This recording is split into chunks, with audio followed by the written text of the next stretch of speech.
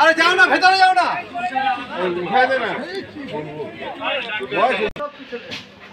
এই লেখা আছে 72 ছিল, 8টা বেড়েছে, 8টা কমছে। 10টা হলে পরে 80, একটা কমে গেল ওই জন্য।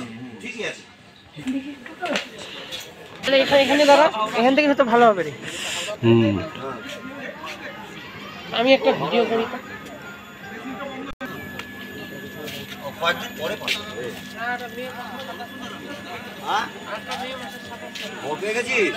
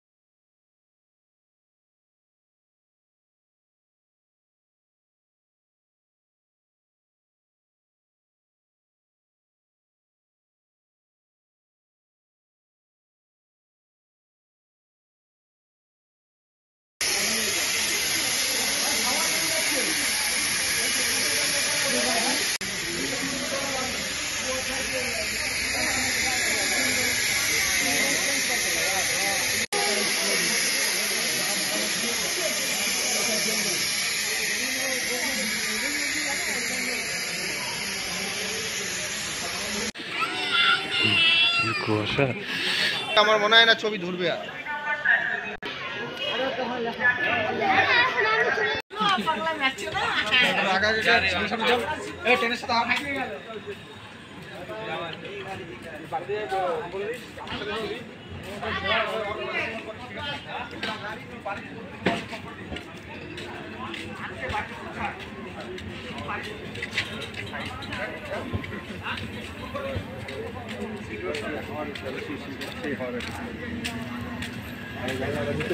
বারবার উঠে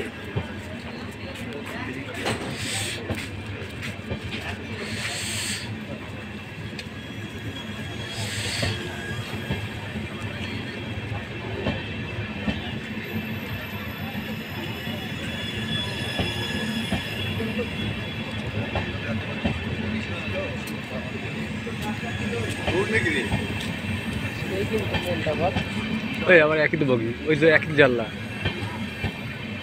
জানলা তো একই, জেনারেল তো একই জানলা, রিজার্ভেশন।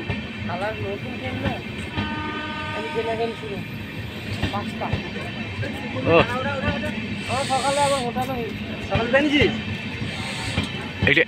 এইটা জেনারেল কটা? 5টা।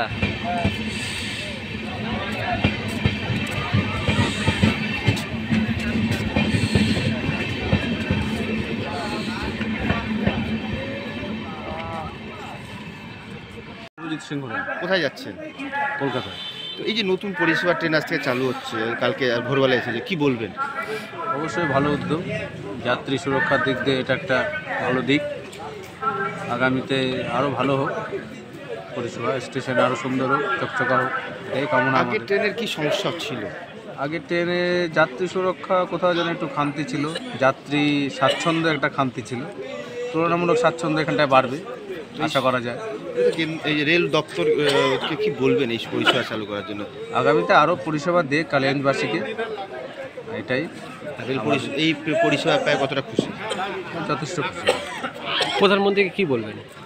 প্রধানমন্ত্রীর কাছে বার্তা একটাই, আমাদের এটা অমৃত ভারত স্টেশনের মধ্যে একটি পরিষেবা আসুক, ট্রেন আসুক আরও, আমাদের কালিয়াগঞ্জবাসীর আরও সুবিধা হবে। দূরপাল্লার ট্রেনগুলো দেওয়া হলে আরও ভালো হবে। নাম? স্বপন কুণ্ডু। তো বলছি যে আজকে থেকে তো ওই নতুন ট্রেন চালু হলো, কি বলবেন? হ্যাঁ, খুবই কালিয়াগঞ্জবাসীর কাছে সুখবর। আজকে থেকে নতুন ট্রেন চালু হলো এবং আমরা সবাই এতে খুশি। তো আগে যে পুরোনো ট্রেন ছিল তাতে কি অসুবিধা হতো? তাতে অনেক অসুবিধা হতো, ট্রেনটা খুবই একদম পুরোনো দিনের ছিল, ঝরঝরে ছিল। নতুন ট্রেন পাওয়াতে আমরা সবাই খুশি, কারণ ওই ট্রেনের মধ্যে রাত্রি সবগুলো জানালা এমন ভাঙা ছিল, অনেকে রাত্রি ঘনও যেত না, শব্দ হতো খুব। আর এখনকার জানালা হচ্ছে এয়ারটাইট এবং খুব সুন্দর। নতুন বগি দিয়েছে। প্রধানমন্ত্রীকে কি বলবেন? হ্যাঁ, এর জন্য প্রধানমন্ত্রীকে অবশ্যই ধন্যবাদ দিব। জয় শ্রীরাম।